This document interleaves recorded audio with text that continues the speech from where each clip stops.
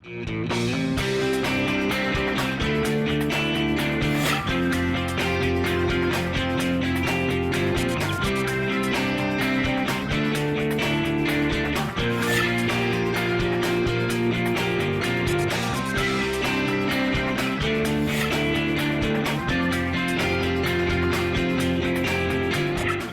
I'm Kristen Oakes-White. And I'm Avery Davidson. Thank you for joining us for This Week in Louisiana Agriculture, the only TV show bringing Louisiana farmers and consumers together every week. Chances are when you think of our great state of Louisiana, you probably think of gumbo, jambalaya, crawfish boils, and king cakes, and all of these are things that can be found during Mardi Gras season. Millions travel to the Bayou State each year to experience Mardi Gras firsthand. This week, TWILA's Brianne Hendrickson takes us to her first Mardi Gras, and there's no better place to experience Fat Tuesday than the town of Mammo. It was a quiet morning in the crawfish fields, but in town the horses were getting their last bite to eat, and a few stragglers were getting their last cup of coffee before the Mammo Mardi Gras started.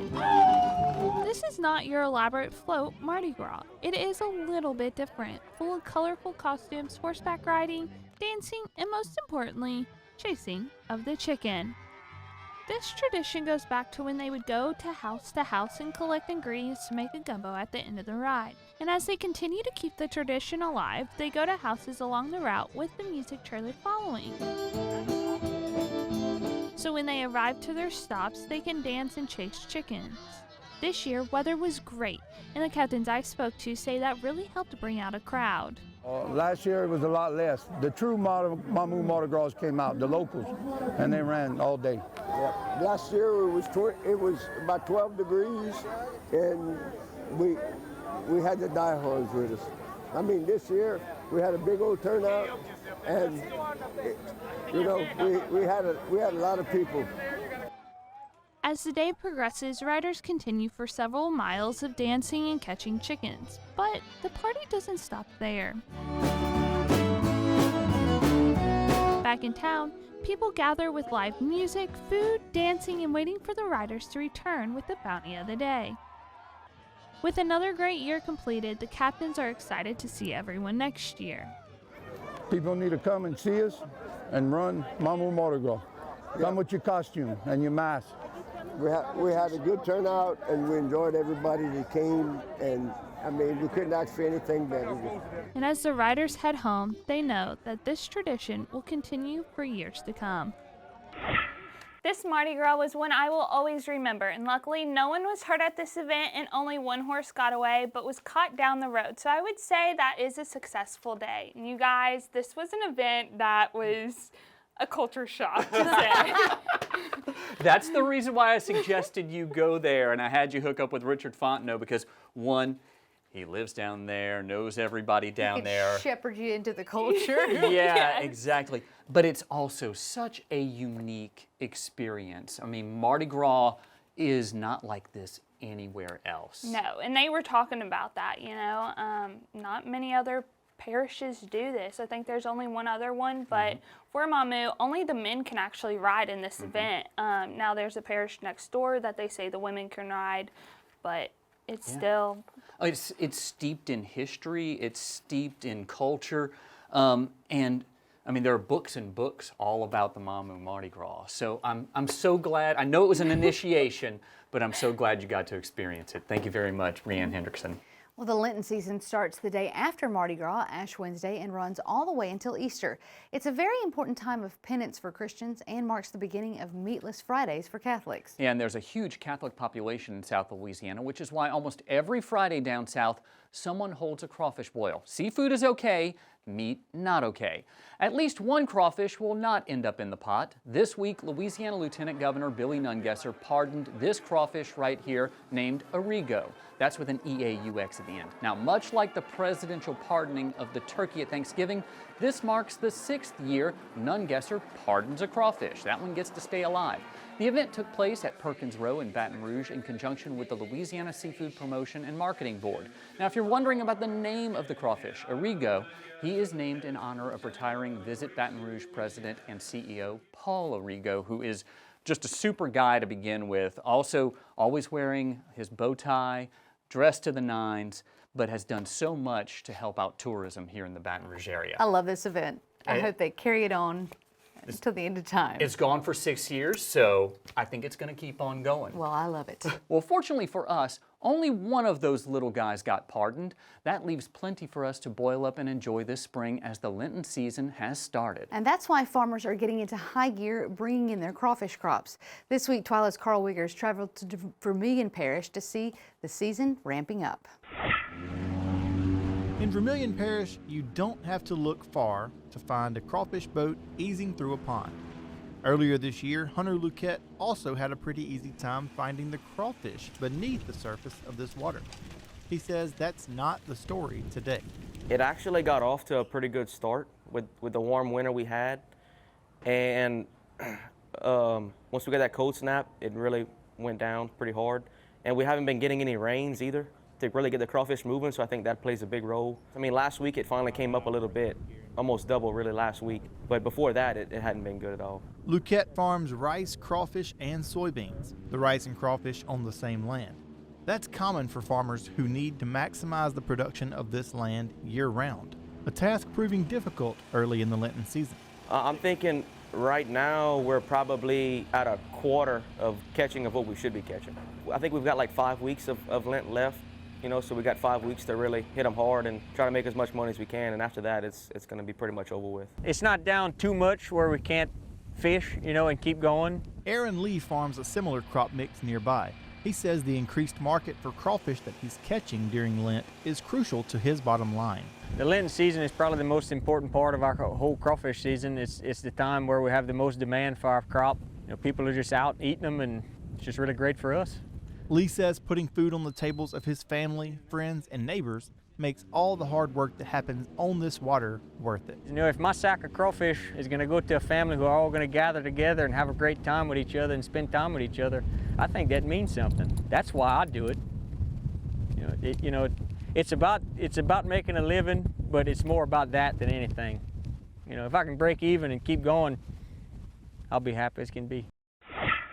And both farmers I spoke with said the catch still was not at its best. As the weather continues to warm up, crawfish size and quantity should continue to rise as well. And you guys, it's March now. We've produced, you know, half dozen shows, and I'm finally getting out into a farm. I've done events. I've done, I've done stories on the young farmers events here at the state office. But gosh, it felt so good to be back out on a farm in a crawfish boat, getting my shoes dirty, you know, coming home after dark. But golly, I love being back out on the farm. And you've been spending a lot of time in Vermilion Parish, so I think you're starting to become an honorary Cajun. I think I might have to get a membership there in Vermilion Parish as well as here in East Baton Rouge, because they're taking me in, they're treating me like their own. But man, it's what I like about Vermilion Parish.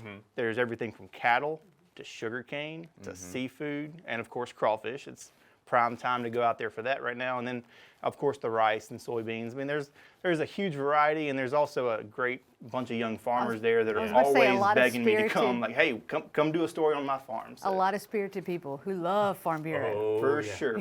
So it was a great day to be out in the field. The weather was nice. It filled me up, I'll say that. Well, the story was refreshing. Thank you very much, Carl Wiggers. Well, as the weather continues to warm, crawfish will continue to get larger, which is good news for anyone looking to host a boil.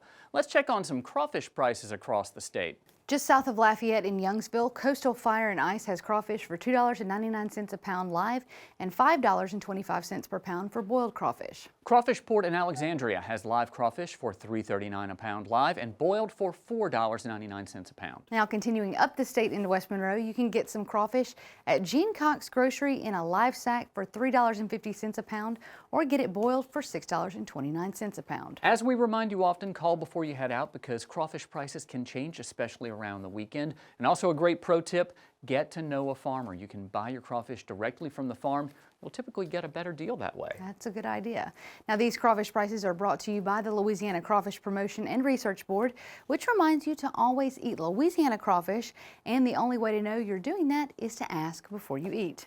Well, the Open Pine Landscape Restoration Partnership, a public-private initiative in North Louisiana, is looking to make a big impact with the new program. The Regional Conservation Partnership Program is designed to help restore native grasslands and animals across 8 parishes. TWILA's Neil Melanson traveled to one of those areas to see how the restoration is working. Believe it or not, many of the piney woods of North Louisiana around here used to be open prairie. While getting rid of all the trees isn't the goal, restoring some of the grasslands is. Sabrina Clays, a biologist with Quail Forever, says a new project is helping to increase the habitat of quail and other species in this area. Quail habitat is kind of unique. They have this kind of matrix of habitat needs. One thing that they don't necessarily need is a forest or a tree. They don't use a lot of trees. However, we do need trees for our turkeys to roost in, so we kind of combine those two to make it conducive for both quail and for turkeys. Brent White is the landowner here. He has 2 goals for his 1,500 acres: to increase biodiversity and have both the land and wildlife for recreation such as hunting. Where it once was an undergrowth of minimal food value underneath a pine stand, now it's extremely diverse. There's dozens and dozens of types of subspecies of grasses and forbs and everything that a turkey or a deer or a quail would I would suspect would like to live in. White has been rehabilitating these lands for about 4 years now. He said the tree thinnings then and the prescribed burns he started about a year ago had an almost immediate effect. You can see the difference. On the left side of the road is one that hasn't been in the program, and the forest floor is mostly sterile. On the other side, native grasses flourish. Anything we can get on the property is going to enhance the property for me and my enjoyment. My kids and their kids and my great-grandchildren after that, it's all good with me. The RCPP is a partnership spanning 8 parishes in Louisiana and 8 counties in southern Arkansas. The partnership also includes the Natural Resources Conservation Service, which is providing economic incentives to landowners in order to restore the land, according to Scott Breedlove. This is a branch here off of, it's a targeted EQIP project where we're using a certain list of practices to improve conservation on the ground. Instead of one big shotgun blast like through general EQIP, we've got a more precise focus. With programs like this, hunting season this year might be very rewarding. From Morehouse Parish, I'm Neil Melanson. While this year's registration is already closed, the program will take new applicants next year. To find out more, log on to our website at twilatv.org. Under our feet are tiny organisms living in the soil that are hard to see, but they can cause very visible destruction. I almost got freaked out because you said they were under my feet. Well, they're called nematodes, nearly microscopic roundworms capable of destroying the root systems of crops that you and I depend upon for food. That's why Tristan Watson, an assistant professor in the LSU Ag Center Plant Pathology and Crop Physiology Department, spends his time studying these creatures. So I often get the question, why study nematodes? What is it that drew you towards these obscure organisms? And for me, it's understanding the unknown. We have these microscopic organisms that are down in the soil environment having a severe impact on our crops, and we really don't understand very much about their biology or how to manage them. I'm Tristan Watson. I'm the assistant professor in nematology in the Department of Plant Pathology and Crop Physiology at LSU Ag Center. Nematodes are microscopic roundworms that feed on the root system on a lot of the economically important crops that we grow here in Louisiana. Often these nematode infestations go unnoticed for multiple years until they get to the level where we start to see some severe reduction in plant growth. And this is often when the farmer catches that they have a nematode problem in their field. What we see is a reduction in yield. We see stunted plants, sometimes we see leaf chlorosis. Often the symptoms look a lot like nutrient deficiencies or water stress, and that essentially is what we're seeing. But applying more fertilizer or water to your crop is not going to help you. The issue that the crop has is that the root system is so heavily parasitized, it just cannot access the water or the nutrients. Really, management starts with diagnostics, getting our farmers to submit soil samples to the LSU Ag Center Nematode Advisory Service and figure out which nematode species they have in the field and at what population densities they're at. Once we see that, we can move forward with management recommendations. This can include things like host resistance, the use of nematicides, rotation crops, cover crops. So we take an integrated approach for nematode management. I originally grew up in a suburb outside of the city of Calgary, Alberta, Canada. and I didn't really have a lot of exposure to agriculture growing up. So after graduating high school, I moved westward to the University of British Columbia, where I began my studies in microbiology, and at the time, I thought I was going to be an infectious disease researcher. In my 4th year of my undergraduate studies, I had the opportunity to do a research project, and this is where I had my first exposure to agricultural research and nematodes as well. So I started to gain curiosity in these obscure organisms. I started to realize that most people working in plant pathology were working on fungal diseases or viruses or bacteria, but we had this entire group of organisms that seemed to be neglected. I then entered graduate school and spent the next 6 years developing management strategies for various nematode problems on fruit trees. After completing my PhD, I moved down to the University of Florida to be a postdoctoral researcher. After those 2 years, I then moved to LSU Ag Center to start my career as an assistant professor of nematology. So the crops that I get to work on in Louisiana are quite a bit different than what I worked on in British Columbia and Florida, and I really enjoy that. So since moving to Louisiana, the growers have been very supportive of my research program. I've had the ability to set up quite a few different on-farm research trials at commercial farms. Since I've been here in Louisiana, I've really felt at home. If you'd like to learn more about Dr. Watson, I had to say it for the Sherlock Holmes fans, Dr. Watson, head over to our website, twilatv.org. You can also learn about all the other great things the LSU Ag Center does for you. Still to come on TWILA, we get to the heart of the farm near Lake St. John with an awesome TWILA Boost. But first, we get an update on the commodity markets that have been absolutely crazy over the past few weeks. Stay with us.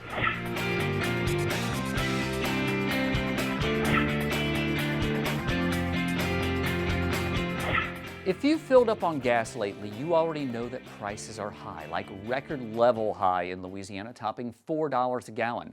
Prices for ag commodities are following suit, led by wheat. Since the Russian invasion of Ukraine, the market has added more than $4 in value to wheat. The reason is that both countries account for about 20% of the global production of wheat. And as the situation stands now, it's unlikely we will see exports from either of those countries anytime soon, even if that conflict ends today. The spike in wheat has transferred value to other grain commodities, but there is still a spread between old and new crop values. That is, the crop that will come out in the fall of this year is still less than the value of the grain currently available, including what's coming out of South America. While we don't know if those prices will continue to climb, we do know that these high prices are making one thing happen. According to Greg Fox, a grain marketing specialist with the Louisiana Farm Bureau Marketing Association, traders just aren't buying right now. What we're seeing now is a price rally so much you're seeing countries that are stepping back and saying, I'm not going to buy this right now because it's too high. They're going to kind of wait and see how this is going to play out. You know, this is one of the first times we've seen two ag powers go against each other at war. Russia, the Ukraine, big wheat exporters, a lot of corn comes out of that region as well. So you're seeing these buyers kind of back up saying, I'm going to wait, see how this plays out, and see if other countries become available for maybe some cheaper wheat. And I think that's one reason you're seeing buyers in the U.S. kind of go from July to December futures. It's a cheaper month, but it's easier to manage that month when you're managing a kind of a hedge position or a cash position. We will continue to watch these market prices and what they mean for consumers as the situation develops. We have recorded a few updates with Greg recently as the markets have spiked that you can find on our social media accounts. To find those and for daily updates, you can sign up for the Daily Voice e-newsletter at twilatv.org. Well, farmers are not immune to the supply chain and inflation issues facing everyday Americans. As TWILA's Craig Gotro shows us, the cost for herbicides and fertilizers have skyrocketed, and that's if the farmer has been able to secure a supply. In less than a month, farmers in Louisiana will begin planting corn, traditionally the earliest major row crop planted in Louisiana. But this year will be very different. Corn requires a good bit of nitrogen fertilizer, and prices for fertilizer are still climbing. This year, fertilizer prices are through the roof. I've talked to several growers and several companies. They can't even book fertilizer prices ahead of time because the price is changing. Foster says it is important farmers test their soil to get a clearer picture of their soil's fertility. Because of the high fertilizer cost, farmers should only use what is needed for their crops.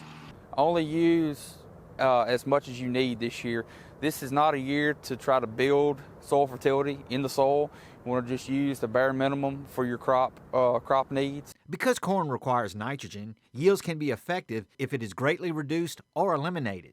Generally speaking, a 200 bushel corn crop generally requires 200 units of nitrogen. So if you cut that back, yield can suffer. But in my opinion, if fertilizer is limited, anything is better than nothing. Herbicides are another important tool used by farmers in getting their fields ready to plant. Supplies of some popular herbicides are scarce, which is requiring growers to be cautious with their usage. Growers over the years have been highly dependent on glyphosate and, unlimited supply. This year we got to be a little bit more stringent in planning our glyphosate applications and making them count. Because input costs are much higher this year, farmers will need a successful season to cover the cost associated with this year's crops. With the LSU Ag Center, this is Craig Gautreaux reporting. Now, some experts believe it is a very strong possibility that fewer acres of corn will be planted this year in Louisiana and in the U.S. because of the high cost of nitrogen fertilizer. Still to come on TWILA, the spirit of the farm is strong on the family farms across Louisiana. We see a great example of that on a brand new TWILA Boost. Stay with us.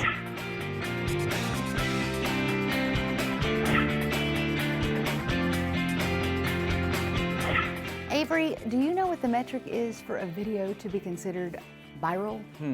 I'm going to go ahead and say not tens, not hundreds, 1 million views.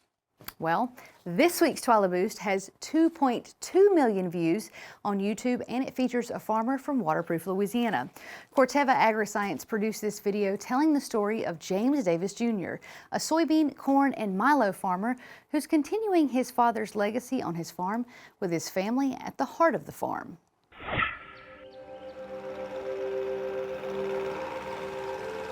I love being out on Lake St. John fishing, because it's right next to the farmland that we own.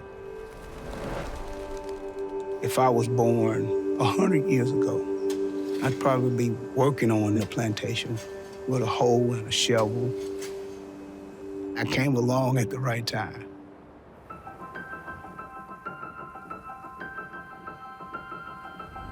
My name is James Davis.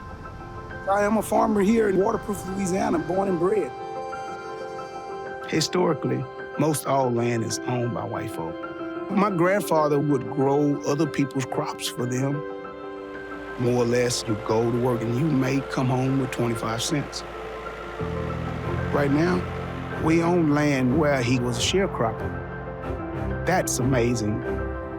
Davis Farms was established in 1977 by my father.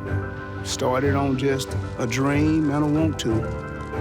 The percentage of black farmers in this country is only around 1%, extinct almost. Once upon a time, there were tons of small black farms spread all out through the countryside. But as farming started to grow, the size of farms started to grow. It's hard for a small farmer to keep up. You gotta have spirit in this farming game. Nothing comes to a sleeper but a dream. Dad passed on July 15th.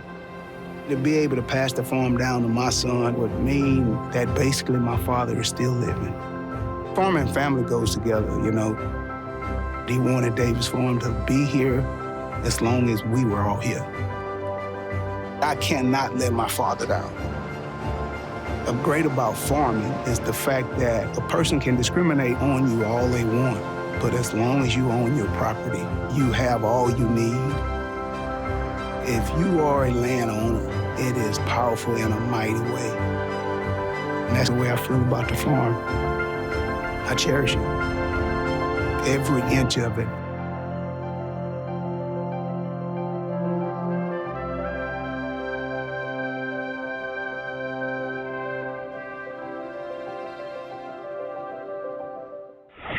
Now, isn't that a good video? It was amazing. I remember when I first saw it, Cindy Shearing from American Farm Bureau had sent it over to me. I immediately brought it to Carl and said, we got to get this in the show. It's so amazing. Really, really well done. And we would like to again say thank you to Corteva Agriscience for sharing this video with us and for shining the spotlight on a Louisiana farmer.